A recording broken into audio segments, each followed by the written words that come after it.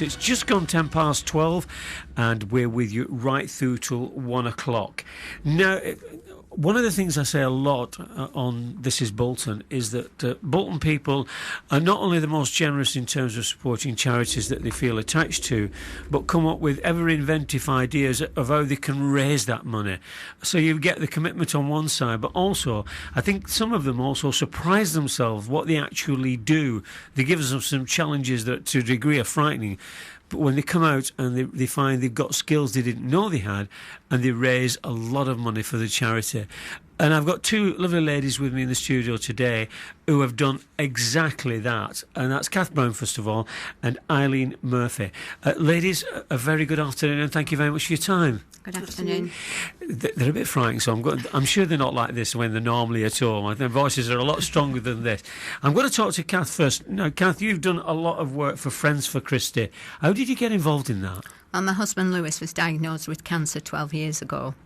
And on our very first visit, we were having a cup of coffee, and this elderly lady, who I didn't know at that time but was in her 80s, asked me to go with her down to the restaurant. We went down to the restaurant, and she's buying sandwiches and pieces of cake.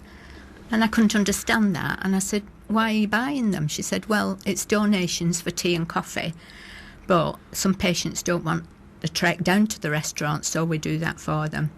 So the following week, because my husband was on weekly visits to the Christie, I started making cakes, and we sold cakes. And it's just snowballed from, coffee mornings, candle parties, wine tasting, Now it's getting more interesting now. The Christie do have two fairs in summer and at Christmas, the Christie Friends, and it's basically to raise money for the benefits of the patients and their families. Lou lost his fight for life 10 years ago, but I've continued along with my family and friends to raise money. People in Bolton have been so generous. They are, and all aren't that. they? So, yeah. How long have you been doing it then? How many years have you been? 12 years. 12 years. And one of the things that I always like when I talk to people, like, sorry about the noise, they won't come through, I guarantee that.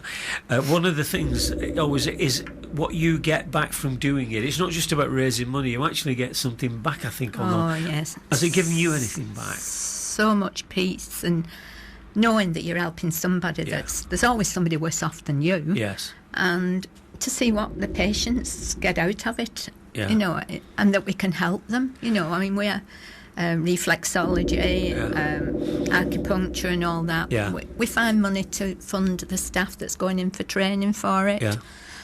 We've bought different chairs and things in intensive care with...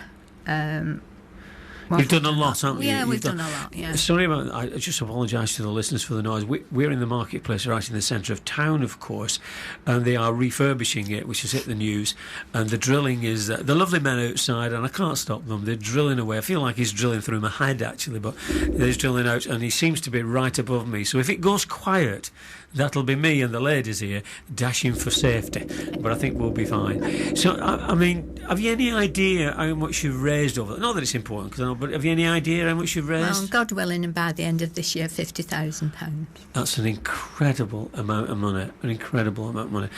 Kath, well done. Now, another lovely lady with me, Eileen Murphy, she did something kind of slightly different.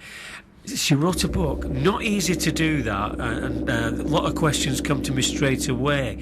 First of all, what made you want to write a book, Eileen? Myself and Kath were sat in Tiffany's having a drink, and she said... As you do. And she said, I just need £3,000 for this magic figure. And I said, what can we do, because we've exhausted every avenue. Yeah. So I said, I'll write a story, albeit a short one. Yeah. And I know it's a lot to ask, £10 for the book, but I see it as an investment, because I never thought I'd be in this position, and I'd like to know that there are funds there in case my children or grandchildren ever need, all the help. Just because one of the motivation things is you were ill yourself, weren't you? I was diagnosed with an incurable cancer, and Kath was one of the first people that came to see me. Yeah. And I was in the Christies a couple of times having procedures recently, and she sent people in to give me massages, and so I've seen firsthand the good that the Christie Friends do. So yeah, that was it. So you wrote the book to sort of give, so that Kath could raise a further 3,000 Yes. this magic number. We were hoping for £3,000. Yeah. Yes. I've no doubt that you two ladies will do this. I have no doubt about that. So you decided to write a book. Had you ever written anything at all before? Well, I'd kind of been interested in family research. So yes, I'd been writing a story forever, and took some out of it and added to it because we need to do it quickly. Yeah. I'm going to play some music and we'll come back, ladies. Mike Fly, and obviously they're on 96.5 Bolton FM. And sorry, once again, sorry about the noise. I just feel we've asked them to be quiet, so fingers crossed if they're listening to the radio. Boys, just turn it off for 10 minutes, will you? Go and have your lunch or something. Go and have a meat pie or something. Anyway, I've got Kath and Eileen are still with me. Eileen, when you decided to write a book, even though you wrote a little bit before, just tell me, where did the idea come? What's the book about? The book's about my mother's early life, because they were a very special family, and it was quite easy because I've got a lot of old videotapes of her talking about her life, because when my daughter was at school around about 15, they were asked to do projects, and the fascination with the old video cameras, she carried on. So I've got my mother saying everything that I've written down. Yeah. Wow. So have you actually translated that video into just a book? Yes. Yeah. And of course I'd heard all the stories over the years, never-ending stories, you know. There must be a lot of humour in it then from that generation. Well, I hope so, and I thought so, but the printers were crying when they were doing it. That was my aim, but I think I've failed. You failed. How long did it take you to write? I've put that bit together in weeks, really. Weeks? In weeks, because I'd already done a lot of the research. I'd, checked on everything. Yeah. And since being diagnosed, I lost my husband very suddenly, and we should have been on a cruise for my special birthday, and instead we were having his funeral. Sorry about that. And Kath was amazing, as was everybody with me. And that's when you find out about your friends, of course, isn't it? It is, yeah. I mean, in terms of when it was written, did you give it to Kath to check? Did you give it to a trusted friend? You didn't? Who read it then, and what was the initial reaction? Oh, nobody had read it. I'd written over the years, and of course all my family know the same. It's the same story. It's our family story. And I wanted to create a bit of local interest, and they were always at Rivington and Middlebrook, and my mother was there the day Mossbank Park opened, so she'd told me all about that, and I tried to get all photographs, and put them in the book as well. There's one lady, it's just gone massive everywhere, and there's one lady lives in Turkey, and she'd heard about it, and she wrote to me to say, wow, you're in Bolton, and my mother lived in that street. Wow. And turns out I'd written about her mother in the book, and her grandparents were at my grandma's funeral. And as they say, it's gone viral. You've got people all over the world tuned into you now. From Australia, America, Canada, New Zealand, Crete, Greece, all waiting for the book. You're going to be a superstar, young lady. Oh. I'm just going out now, Kath. You're obviously a dear friend, and obviously got similar interests in terms of raising money for various aspects of the Christie. What did you think about it when you read it? Now, be honest. Come on. To be honest, I haven't read it. Oh, Kath! I can't believe that. Nobody's read it. Nobody's read it yet. No. Well, when does it go? It's the launching on Friday. It's the launching. Where's it being launched? Bolton Library have never sold a book for anyone before. No. And I walked in and asked them, and they agreed, because it's for Christie's. Yeah. So it's just all based on, it starts the day my grandmother died after giving birth, and they all went to school and got the cane, because you were never allowed to say why you were late.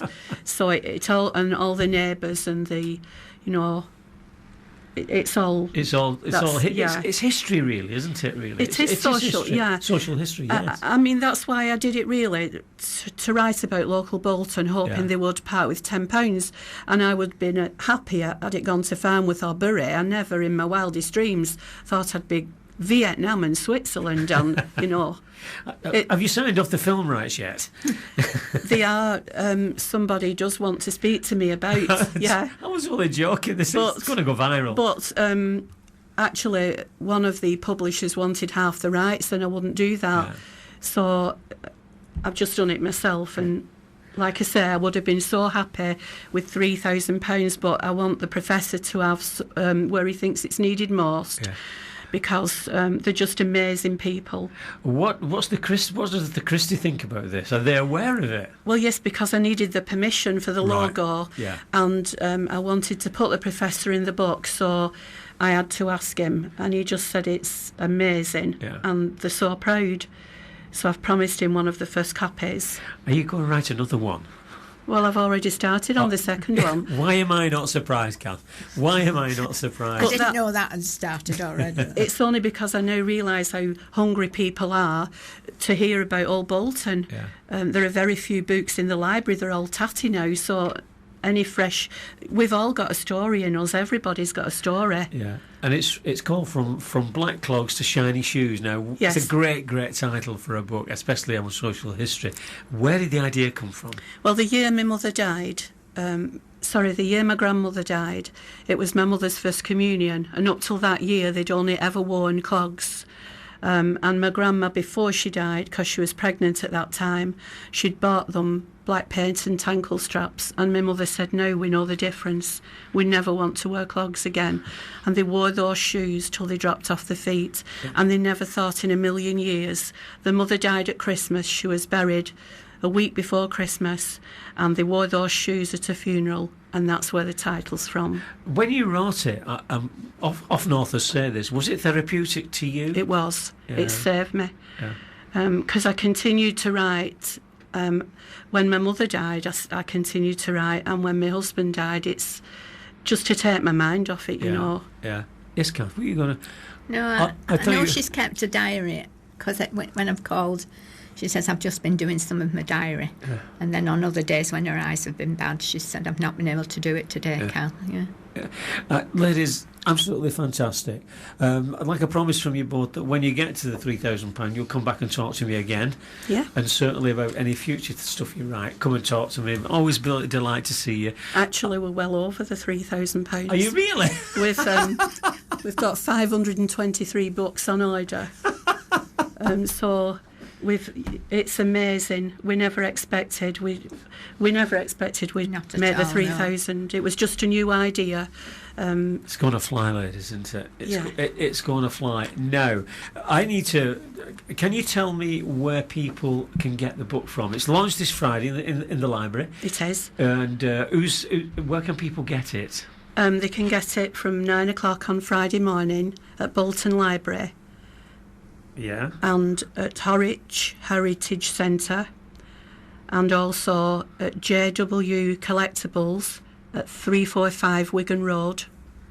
Got lots of friends up there who'll be going in there. Yeah. Now, what I'd like you to do is keep in touch with me and let us know how you're doing, and come in again and talk to us in 3 or 4 months' time. Let me know how you're doing. Certainly, if you write anything else, if you can talk to James on the way, just give him where they can, and we'll put these out on the radio where it's available a lot. And if you get anybody else to sell the book, if you'll tell us, then we'll add to the list. Then people know where they can get it, and we'll push it out from time to time as well, saying what you've done. Fantastic achievement, ladies. You're dynamos, aren't you? I can see you getting OBs or CBs or something for this. I couldn't even get extra gravy in the Cafe Vienna yesterday. They were that full. So I'm not pinning my hopes on anything like that. I couldn't get extra gravy. I keep telling everyone how good the place is, and I can't get served now because everybody's turning up. But can I just say they bought the first book? They bought the first book, didn't they? I'm sure, ladies, I'm sure you'll sell hundreds, if not thousands of them. So thank you very, very much indeed for your time. I wish you all the very best. Thank you for giving us the time. You're welcome. Don't be strangers. Thank you. Take care, ladies. Bye now. This is Bolton, supported by Bolton at Home, creating homes and neighbourhoods we can all be proud of.